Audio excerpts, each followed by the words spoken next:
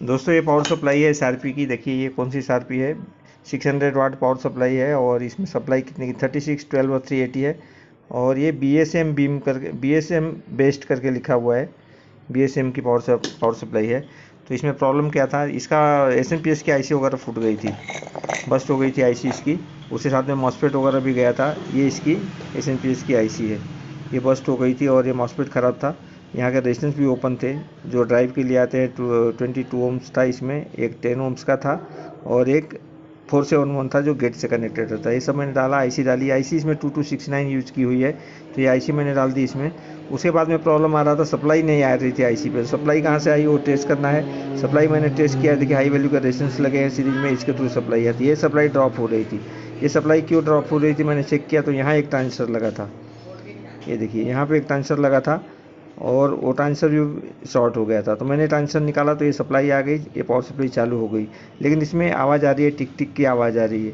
तो देखिए दोस्तों इसमें ये सर्किट क्या यूज़ किया है, यहाँ पे एक देखिए कंडेंसर लगा है, जो 47 mm का कंडेंसर लगता है मोस्टली देखिए सर्किट में, और ये सेकंड सप्लाई के लिए यूज किया हुआ है, सेकंड सप्लाई के ऊपर। लेकिन जब तक ये ट्रांजिस्टर नहीं लगेगा ये कंडेंसर काम नहीं करेगा। तो अब हम इसमें क्या करेंगे, ये ट्रांजिस्टर के ये 2 पॉइंट को शॉर्ट करेंगे। ये डायोड लगा है एसएनपीएस के इस वाइंडिंग से, देखिए जो 12 वोल्ट के लिए वाइंडिंग रहती है, दूसरी 2 वाइंडिंग इसमें रहती है। एक तो सप्लाई है मॉसफेट की, प्लस सप्लाई 350 वोल्ट जो आता है उसके लिए। दूसरा पॉइंट एक ग्राउंड रहता है, एक से रेजिस्टेंस लगा के और डायोड लगा करके ये सप्लाई जो आती है इसको यहाँ से फ़िल्टर करते हैं। ये कंडेंसर फ़िल्टर कंडेंसर है। तो अब ये जब तक ये शॉर्ट नहीं करेंगे हम, ये कंडेंसर काम नहीं करेगा और ये टिक टिक करते रहेगी।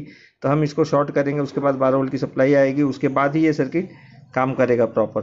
तो अब हम इसको शॉर्ट करेंगे। बहुत जगह ऐसे ट्रांजिस्टर लगे रहते हैं जिसमें ये प्रॉब्लम आता है, नंबर्स भी नहीं दिखते हैं, फूटे होते हैं।